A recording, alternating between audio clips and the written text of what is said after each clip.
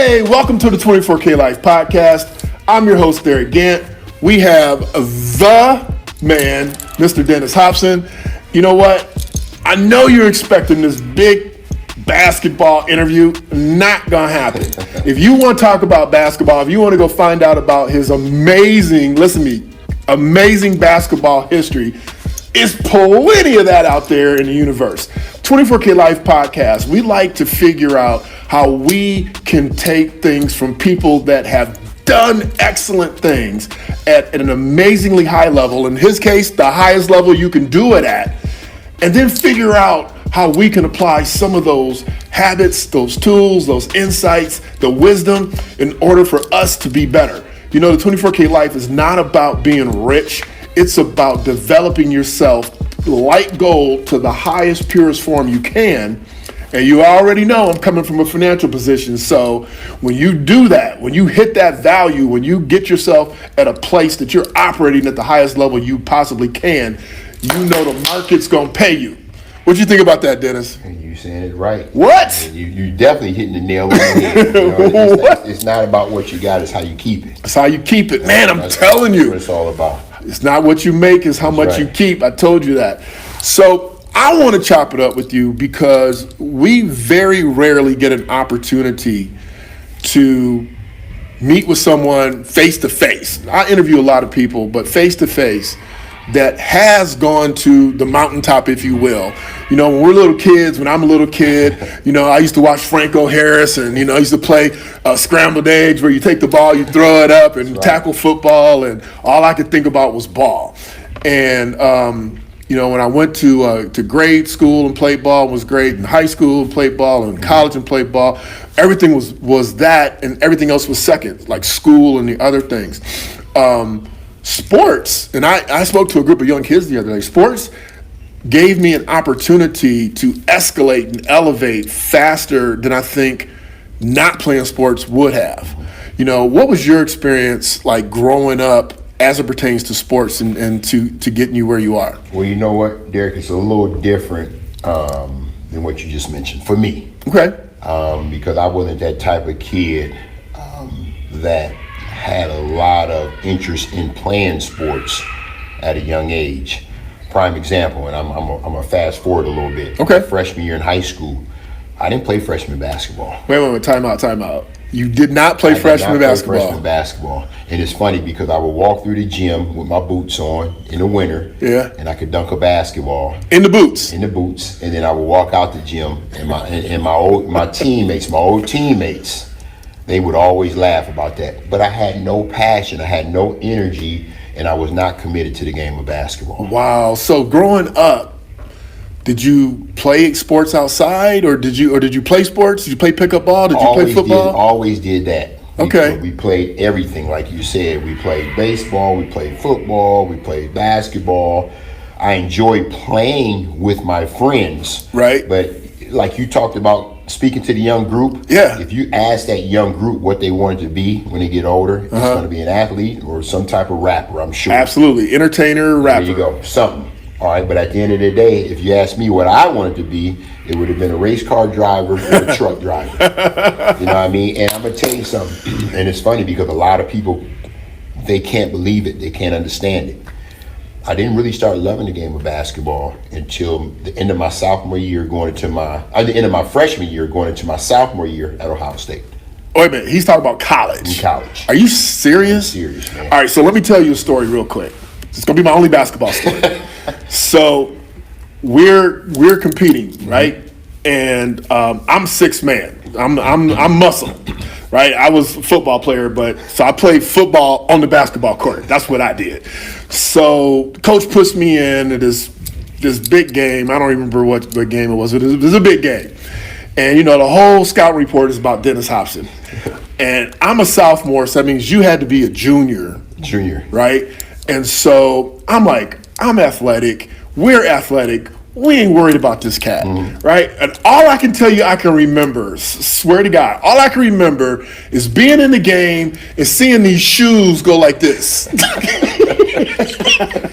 All I remember was seeing these shoes like wait a minute, I'm off the ground and he's off the ground, but I'm looking at his shoes.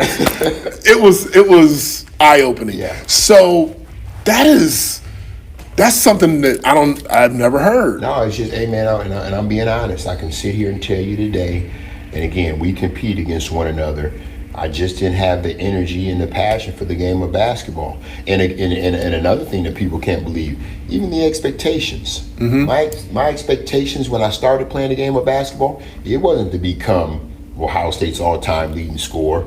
It wasn't to be an NBA player when I graduated from the Ohio State University. I didn't have those type of expectations. Really? And I'm going to tell you, and I tell people when I go speak, I think that was had a lot to do with my success. Because you didn't have the pressure. Because I didn't have the pressure. Wow. The only pressure that I had, I put it on myself. But I never had the pressure. I never worried about reading what somebody out in California was doing or what somebody over in Alaska was doing. Right. I just worried about what you guys were doing at St. Francis and what people were doing around this area. Whoever you was playing next. That's it. I never. So I think that had a lot to do with some of the success that I was able to receive, and I can honestly say that. So did the coaches, the community, did you feel pressure from them because you are a standout when you stepped on the court? Like you said, you walked into the gym in some boots, dunked the ball, and kept going.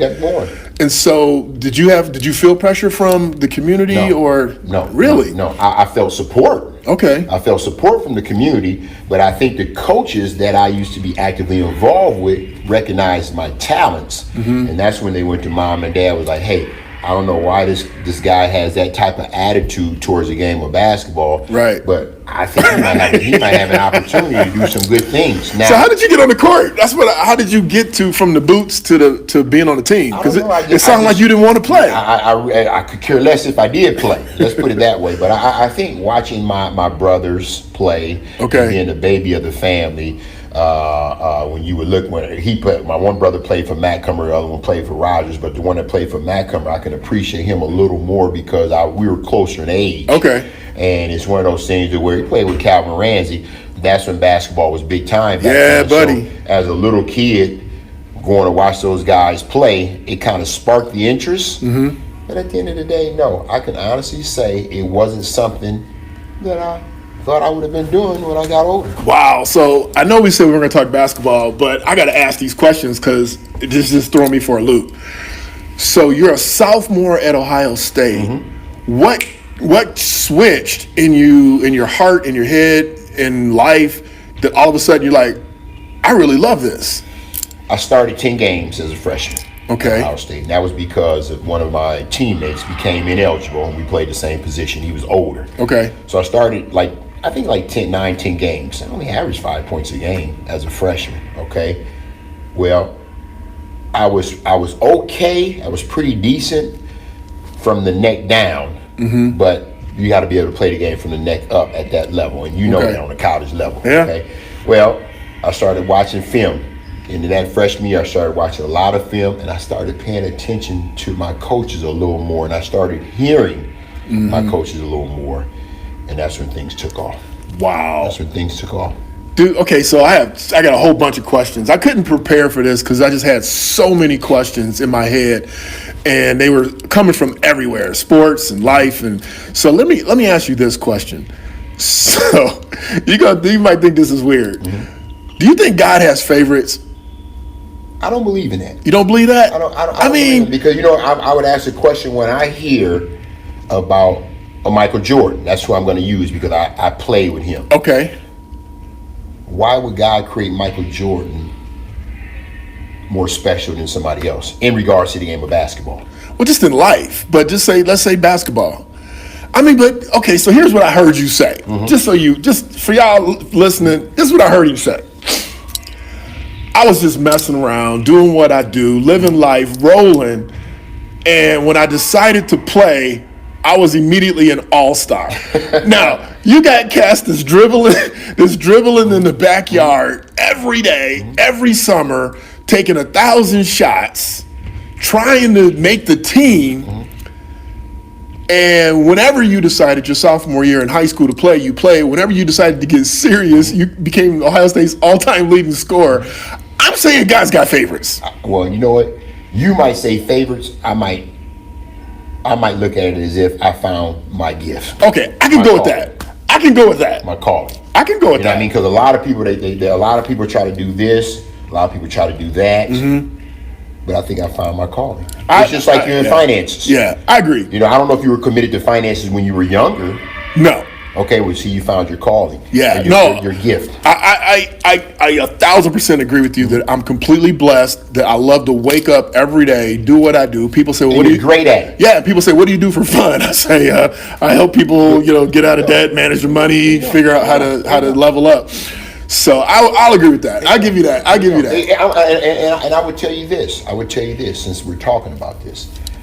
It's funny because, and I'm sure you know a lot of us, the first thing that we want to do when we retire, and this is professional athletes, what do we want to do? I didn't get a business degree. Right. But the first thing we want to do is, for some odd reason, we all feel that we're businessmen. Oh yeah. Right? Yep. Well, I bet you if you talk to 10 of us, okay, I guarantee you 10 out of 10 is going to tell you that they lost some money. Right. Trying to start business or do a business. Yeah, but is that I don't want to say is that their fault. Is that I think a lot of guys get taken by somebody else that's not really walking a they do get taken, but that's the thing. They're being taken by somebody that understands something that they don't understand. Right. I got you. You see what I'm saying? So again, that may have not been those guys' calling. Right. But if you wanted to be a calling, you probably want to do a little more homework and educate yourself better on doing something that you don't really know about doing. Right. Yeah. And honestly, they should probably start, like the Nick Van Exel just graduated from Cincinnati, and then the other kid from the Jets graduated. He promised his mom he would go back, the defensive back. He promised. Did he have a book? Did he write a book? I don't know. He's only in the second year. Okay, this might be somebody I'm thinking about. Yeah, but the point is that they made a commitment. And that's what I did. Is that what you did? I went back to school at the age of 40. Did you really? 40. When we lost at Georgetown, I quit. That was the end of school for me. I quit. I went out and bought a Corvette. I remember the vet. Yeah, and that was the end of it. But like you said, I promised myself and I promised my parents. I remember you promised your parents that I would go back to school. Yeah, I remember that story. I went back to school. I was a year and two quarters away. So I graduated at the age of 41. Congratulations, man. Yeah. So now he's coached Dennis Hopson and he coaches the Gray Wolves. Yeah. And that's just to bring you up to speed because we really don't want to get into that. Here's what I want to get into. First of all, let me say this though. He came in coaching the Gray Wolves, Lourdes College, and nobody had even thought about. I'm just being honest. Nobody had thought about Lourdes College basketball. Lourdes University. Okay. Just in case you get some Lourdes people watching. Lourdes University. Now, when you sat on the board, it might have been college. Yeah, I apologize. Lourdes University, and nobody thought about the basketball program. But man, you've been knocking it out the park. I mean, so I do want to go ahead. You got something you want to say? Yeah, let me tell you something. When we got fired at Bowling Green in 2014, I had never ever heard of Lourdes University ever before. You from here? And I'm from here. Born and raised. Never heard of it. Probably because we never came out to Savannah. But at the end of the day, man, never heard of Lourdes University until 2014, and that's when we got fired at Bowling Green. Wow, I did not know that. That's crazy, man. That is interesting. Well, but it makes sense, though. Yeah. I'm just being honest. So here's what I want to know. As a coach, and I told y'all I'm going to be all over the place, so you just got to go with it. As a coach, I want to know about the I call them kids, they're men, but I personally think the tenor, the grit, and the focus of the kids is lacking. But that's just my opinion outside looking in. What do you deal with these young men? You've dealt with maybe a couple classes now, even from Bowling Green? I'm going into my 5th year. Well, yeah, you're talking about as far as a coach, yeah. Yeah. Northwood University for a couple of years, Bowling Green 5, and then here. And then I tried high school too at Bedford High School. Okay. So what do you think about the youngsters today, and what are they? Am I wrong? No, you're not. I'm not. You're not wrong. You're not wrong. I think when me and you played, or when we were coming up, we didn't have the distractions That's fair. that the kids have today. And I think they flip-flop like a fish out of water because there's so much that they're trying to do. It's like the social media piece. It's like there's so many things, man, that these kids are into nowadays to where they just lack focus in a lot of areas, man. In a lot of areas. I mean, I could, we got out here before every practice. I call it our $1 million circle, where we circle up at half court. Okay. And that circle has to be perfect. And I want it to be perfect for a reason, because that tells me that you're focused. You're focused on greatness, and there's no such thing as greatness, but we want to try to get as close to it as possible. Right. Because if we can win basketball games. Okay, and I'll elaborate on that more. But I could be talking D to some kids, and I'm one of them. I'm part of the circle. Right. I'm not in the middle of the circle. I'm part of the circle. So that means that I can see everything to my right and everything to my left. Hey man, and I can see, man. I can see this. I can see this. I can see this, and the circle's over here. And it's like, hey man, what are you thinking about? Yeah. Can I have an hour and a half, 2 hours of your time? And then when you leave, you can do what you want to do as long as you're doing the right things. But yeah, I think again, kids are all over the place. I'm not gonna lie to you. And it's funny, I got rid of 5. I recruited 5 last year. The 5 that I had, I got rid of them. Really? I got rid of all of them. Yeah. Wow. All of them. Because of that reason. Because of that. And so how do you instill, or do you try to instill, that focus, or do you just look for kids that not automatically, but they come with that? I mean, because you're right. There's video games, there's TikTok, there's girls, there's, Now we had girls now. Well, y'all had girls. Yeah, but when you left school, you had them as well. Man, I was raised Pentecostal, man. When I left school, I had chores. I had to study. That's I went to that college prep school, man, and I was studying my hind parts off. Only girls I knew was in church. And I grew up with them. But no, you're right. There was girls. Yeah. So, but there's a lot of distractions, I guess is what I'm trying to say. Well, let me say this. You can't recruit it because you don't know. Okay, I can't. Do you look at your social media and see what they're doing? Yeah, I do that. Okay, I do that. We pay attention to all that, and we talk about that. And that's in my handbook that we give out. Okay, all that. All right, but we try to instill that. All right, because again, when I'm watching Derick Gant run up and down the floor, I'm in love with you as a basketball player, but I don't know what's going on the other side. Yeah, you don't know what's going on from the neck up. I don't know. So I need to talk to you. I need to talk to your entourage, because kids have entourages. Absolutely. Nowadays. You know what I mean? It was just us when we were coming out, and mom and dad. Okay? That was it. And maybe brothers and sisters. That was it. But these kids. So I want to know who they're around. That's very, very important to me. But again, the 5 that we brought in, and I'm just going to use them, and I'm not talking about anybody. I'm not talking about anybody at all. But the 5 that we brought in, loved them as players, but just couldn't adapt and adjust to the culture that we've put in here at Lourdes University. And again, my thing is this. You look down there, you're going to see a 2022 banner where we won a conference tournament championship. Right. All right. If you're coming in, you didn't have anything to do with that. The guys that put that up there, they have all to do with that. Absolutely. So you can't come in and disrupt what they put up. Exactly. You can't do that. He Bill Belichick, y'all. He Bill Belichick. I'm just being honest with you. You can't do that. Okay, so again, I had to let them go. Yeah, let's talk about that, man. The culture.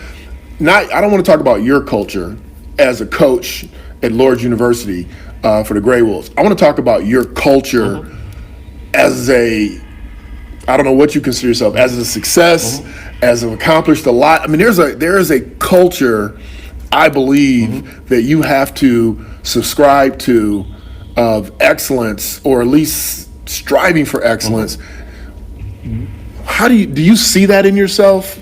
All right, well, let me tell you how I get to that. Okay. I get to that through the question, what's your philosophy? Okay. All right. So if somebody asks me what my philosophy is, it's just one thing, man, and that's accountability. Okay. All right, now, what does that mean? Yeah, well, yeah, because you're the man. Who you accountable to? Yeah, my accountability. I want to make sure that you're doing everything that you're supposed to be doing. If you walked in a locker room and you saw a shirt or some clothes on the floor, I want you to pick that up. All right? I want you to do everything. I want you getting up, going to class, unless you're dying, okay, or on your deathbed. Right. All right? I want you to be accountable for yourself. I want you to be accountable for a teammate. If you see that he's not getting up going to class, I want you to be accountable for keeping your apartment clean. I want you to do things the right way. Okay. And I think if you can do things the right way, then I think you can win a whole lot of basketball games. All right, and I'm just using that as an example. I know, because we're talking about life, and I can see the analogy. But going back to the kids, if we can call them kids, I don't know that they know the right way. They don't know the right way. But again, I'm a mentor, I'm a coach, I'm a teacher, I'm a parent. That's our job. Okay. Okay. And at the end of the day, they might not be a biological child. But you're a surrogate parent for sure. You already know it. You've been there. If sure. Mom and Dad turned you over to somebody, that's your new daddy. There you go. And the time in. So at the end of the day, hey man, you know when I was in college, some girl was like, "Hey, you have to go to practice." I was like, "Look, my daddy's at the stadium. Yeah. He expects me to be there at such and such a time. That's right. I'm out." That's right. So okay, but let's talk about Susie May. Susie May works for the bank. Okay, and she's not happy with what she's doing. When you say accountability, I like what you're saying. I like it. I call it ownership. There you go. Right? Accountability, ownership. What would you say to her? Like, okay, you want to elevate. What are you going to say to her based on your philosophy? I think you got to turn again. Remember me now. I just liked basketball. Right. Okay, when I was coming up. Okay. Or I'm not gonna say when I was coming up and I started playing it, I just started I never loved it. Okay. Until the end of my freshman year, going into my sophomore year. Okay. All right. My thing is, you gotta find if you're gonna be here, you gotta find a way, and that way it might be one thing. You said it earlier. When you get up in the morning, you love doing what you do. Yeah. Okay. So you look forward to getting up. Yeah, but do you think you need the love? Because everybody says you got to be passionate about what you do. You do. You do. And if you can't find any passion in what you're doing, again, when we talked about professional athletes wanting to go into business, hey, if you can't find that passion in what you do, you probably don't want to be doing that. Probably shouldn't be doing it. You probably shouldn't be doing it. You probably want to move on and transition into something else. Yeah. Here's what I tell people, man, and I'm not saying I'm right, because there's a billion ways to be successful, right? Exactly. Here's what I tell people. I say, look, you need to figure out what you're great at. There you go. Right? Like, for instance, let's just go back to you. You figured out through however that you were great at basketball. You weren't passionate about it, but you were great about it. That's through somebody else, though. What do you mean? That's through somebody else saw it in me. Right. That kind of pushed me towards the game of basketball. I remember coming up, truck driver would be a race car driver. Right. That was it. Okay. Yeah. I never, if you ask me, I never said I want to be a professional basketball player. Right. Which is still amazing to me. I never said that. So you actually you got positioned through a coach or somebody encouraged you to do something that you actually ended up being great at. So I tell people, look, find something you're great at, and then figure out what you're passionate at. Do what you're great at, get your money, and then start to, if it's different, if your passion is different than whatever you're really naturally great at, if it's different, then make your money, do your thing, and then start to study and figure out how to create revenue with something that you're passionate at. They always say, I know when it comes to the whole money piece, you work hard for the money when you're young, then when you get older, let your money work for you. Absolutely. You know what I mean? Absolutely. That's just. I mean, that's how me and you came up. You work hard for your money. 100%. And then when you get older, the monies that you made, you let it work for you. Yeah, I agree with that 100%, man. So, do you think that there's a secret to success? I mean, is it the accountability, or do you think there's something else? I think it could be multiple things. But I think, again, a guy told me a long time ago, and this is kind of strange, and I tell my kids this today. He said, you look straight ahead, you look down, you look right, you look left, and you look behind you. So you know everything that's going on around you. You know what I mean? But I think it's a focus. Mm-hmm. I really do, Derek. I think it's a focus, man. You have to really focus and hone in on what it is that you want to be great at. And there's no such thing as being great, but if you shoot for greatness, you might be able to accomplish what it is that you're looking to accomplish. Right. Man, I've never heard anybody ever say there's no such thing as greatness, which I see you. I know I've heard there's no such thing as perfection. Because if you ask me, I'm saying, this bruh's great. You know why I say that? Why? Because if you look at the top of that ceiling right there, right, where it comes into a point, right? Michael Jordan every day is going to try to touch that. Every day. Every single day. He would never ever. He knows that he can't touch that, but I need to shoot for something. Got you. Okay, if you're shooting to try to touch this side of the ceiling, which is a lot lower, and he's shooting to touch this side, he's probably going to be a little better than you. Right. Okay, and I'm just using him as an example because I watched a guy, man, that I practice with every single day, and the way you see him playing games, that's the way he practices. That's the way he practices. And you know what? Here's the biggest plus that I like about him. Phil Jackson would try to get him to take days off because of all the time that he played during games and in practice. You know what he would say? What? He couldn't do it. I can't do it. And you know why? Why? He said because if I did it, then the other guys would feel that it's okay for them to do it. Right. Wow. Do your students, your players, your athletes, do they ask you about your experiences as a pro? Do you think that's why you have so much success? Because I'm not a big fan of them people that preach something they ain't never done, including preachers. You know, we used to have a preacher that used to talk about how hard it was at work. And you're like, dude, you ain't never held a job in your life. I mean, you know, being a preacher is a job. It's a big job. It's like, you know, but you know what I'm saying. Right. But do you think that helps you? I think it gains attention. And again, the guys that I got, man, they don't know me. They don't know. I wasn't no mega star. I wasn't no superstar. Come on, bro. You kidding? I wasn't no NBA All-Star. They don't know. Their parents might have heard of me, might know me a little bit. But at the end of the day, what they know about me is going online. Hey, let me tell y'all something. I'm just being honest. Let me tell y'all something. Let me tell y'all something, okay? I've had 2 occasions that just hurt my little feelings. First one was my parents said, "Who y'all playing tonight?" Because I think I want to go see Bowser play. Somebody told me that once before. And in college, my parents said, "Well, we coming to see you because Ron Harper's playing." He played for Miami of Ohio. I went to Bowling Green. Ron Harper's playing Bowling Green. So we gonna come see you and go to the game. Like, dang, that was hilarious, bro. Okay, so let me ask you a sports question because I'm just curious. I get a lot of different perspectives. But what do you think about NIL? And for those of you that don't know, you non-sports people, NIL is name, image, and likeness, and it gives the student athletes an opportunity to make some money, signing autographs, doing a talk, TV commercials, whatever. It gives the college athletes an opportunity to make some more money because, the theory goes that most institutions are making millions and millions of dollars off the student athletes. So what do you think about it? I like it and I don't like it. Okay. This is what I like about it.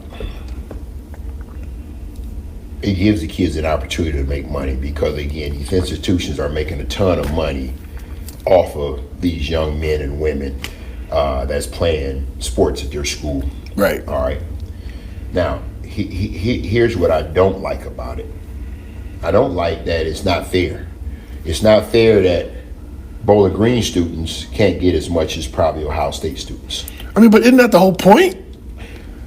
I'm going to tell you why. All right.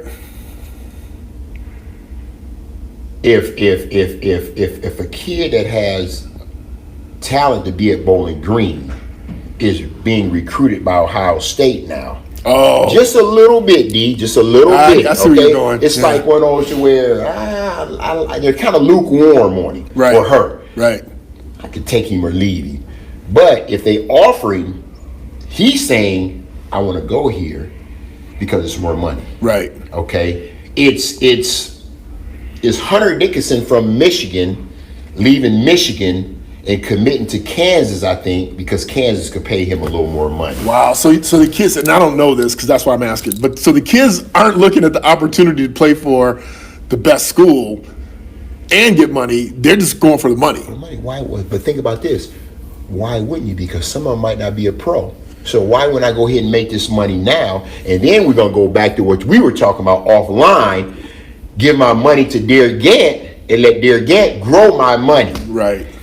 Ain't step one foot on a professional football field or professional basketball court. Right, okay? right. So that's one thing I don't like. And then here's the other thing.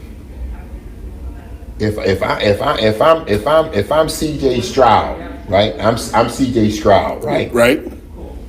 And he's pulling up. He's pulling up in a Bentley truck. Mm-hmm. And the rest of the guys are just pulling up in the car. Well, that's if you're a coach, how do you control your locker room? Yeah, now that was actually really happened because how do you do that? Oliver, yeah, and Garrett, they both pulled up in some really hot, of course. Yeah. I don't know, man. I think that I don't know. I look at sports from my perspective, and I'm over 50. And I just wanted to play. I wanted to be the best, and I wanted to prove that I should be getting that car too. Yeah, exactly. I wasn't jealous of the guy that had it. Right. I wanted to prove I could do it. That's right. Too. So make it. My thing is, I don't have a problem with. How do you make that fair? You can't. Yeah, I was gonna say you can't make that fair. You can't. You can't because, and I'm just using Ohio State. Ohio State's budget is one of the biggest in the land. In the land, yeah. in regards to athletics. Right. Yeah.